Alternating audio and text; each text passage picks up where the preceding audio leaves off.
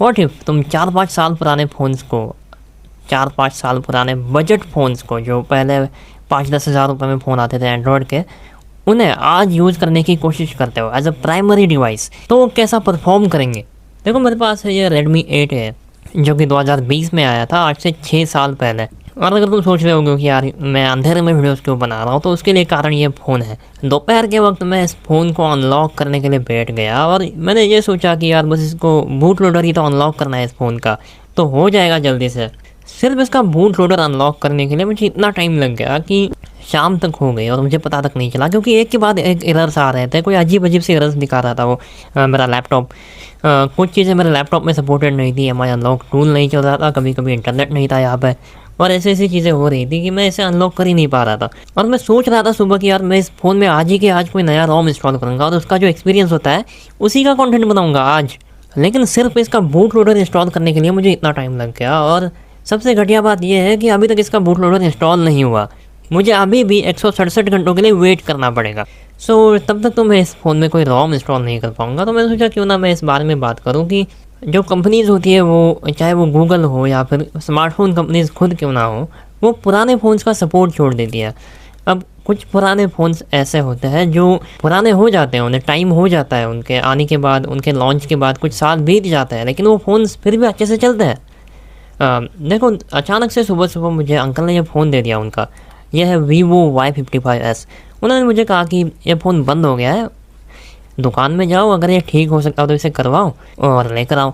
मैंने कहा क्यों? उन्होंने कहा अब एक काम करेंगे, इस फ़ोन को हम दादाजी को दे देंगे, बेसिक काम करना उन्हें सिखाएंगे, व्हाट्सएप पे वीडियो कॉल्स वगैरह लगाना उन्हें सिखाएंगे। मैंने सोचा ये अच्छी आइडिया है, तो मैंने पहले सोचा कि यार क्यों ना खुद ट्राई किया जाए इस फ़ोन को ओपन करने की।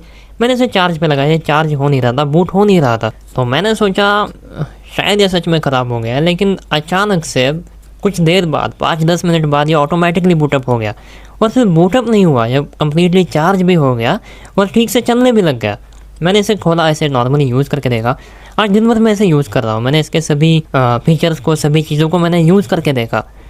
तो मुझे पता चला कि यार भले ही ये 7-8 साल पुराना फ़ोन है, ये Vivo Y55s है, 2017 में आया हुआ फ़ोन, मतलब लगभग 8-9 साल हो गए उस फ़ोन को, लेकिन फिर भी ये आज इस तरह चलता है जैसे मतलब नॉर्मल काम अगर इस फ़ोन पे आप करते हो वो एकदम स्मूथली चलता है। नॉर्मल ऐप्स खोलना हो या फिर कॉल लगाना हो, फ़ोटोज़ खींचना या फिर वीडियोज़ देखना, मल्टीमीडिया कोई चलाना, ये सभी काम इसमें एकदम स्मूथली होता है। ऐसे होता है जैसे मेरे आज के फ़ोन में होता है, एकदम वैसे, एकदम नॉर्मली। बट जैसे ही मैंने यूट्यूब खोलने की कोशिश की इस फ़ोन पे, इसने बताया कि इस फ़ोन में यूट्यूब चल ही नहीं सकता।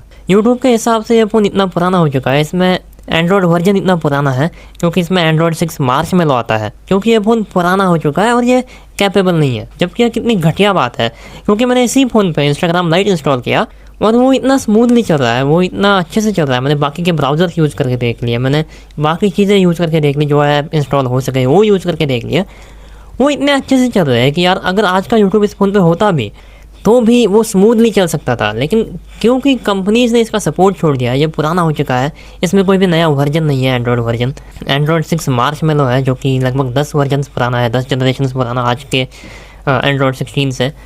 इसलिए सिर्फ और सिर्फ इसलिए इस फ़ोन में आज ऐप्स यूज़ नहीं किया जा सकते। और सबसे घटिया बात यह है कि इसमें व्हाट्सएप भी यूज़ नहीं किया जा सकता। जिस काम के लिए हम ये फ़ोन यूज़ करने वाले थे घर में, वो भी इसमें नहीं चलने वाला। कितनी घटिया बात है। तो शायद कस्टम रोम्स इंस्टॉल करना फ़ोन में, ये एक रास्ता हो सकता है। अगर आपको नए फीचर्स, नए ऐप्स यूज़ करना है, अगर आपको बैंकिंग ऐप्स चलाने हैं, नए banking apps, latest version use करने हैं गूगल ऐप्स के, तो कस्टम रोम एक अच्छा तरीका है। लेकिन ये कितनी घटिया बात है कि जो बेसिकली जो फ़ोन इतना अच्छे से चलता है, क्या गलत है अगर यूट्यूब या फिर गूगल इसके एग्जिस्टिंग यूआई में, जो भी इसमें वर्जन है एंड्रॉयड का, जो भी इसमें रोम है डिफ़ॉल्ट, उसी में यूट्यूब अगर परमिशन देता है ऐसे कि यार तुम लेटेस्ट यूट्यूब इंस्टॉल करो इसमें, तब भी वो ऐप अच्छे से चलेगा। लेकिन सिर्फ और सिर्फ इसलिए क्योंकि ये फ़ोन पुराना है, उन्होंने इसका सपोर्ट छोड़ दिया और उसमें ऐप इंस्टॉल ही नहीं कर सकते। आप यूज़ करना तो बात की बात है, आप इंस्टॉल ही नहीं कर सकते।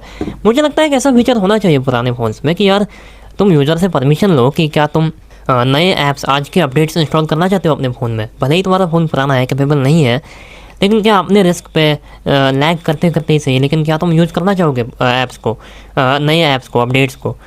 तुम्हें परमिशन देनी चाहिए यूज़र को। अगर यूज़र एक्सेप्ट करता है तो तुम उसे अलाउ करो कि वो आज के ऐप्स इंस्टॉल कर सके अपने पुराने फ़ोन में, क्योंकि मुझे गारंटी है भले ही ये फ़ोन पुराने हैं लेकिन इसमें चलेंगे ऐप्स अच्छे से इन सभी फ़ोन्स में, चाहे ये फ़ोन हो या Redmi 8A हो जिसमें मैं कोई और रोम इंस्टॉल करके दिखा दूँगा आपको। लेकिन ये कितनी गलत बात है कि डिवाइसेस को सिर्फ और सिर्फ इसलिए क्योंकि वो पुराने होते हैं उनका सपोर्ट छोड़ दिया जाता है, उन्हें आउटडेटेड डिक्लेयर कर दिया जाता है जबकि वो कैपेबल होता है। इस बारे में तुम क्या सोचते हो? कमेंट ज़रूर करना। Okay, that's it for the video.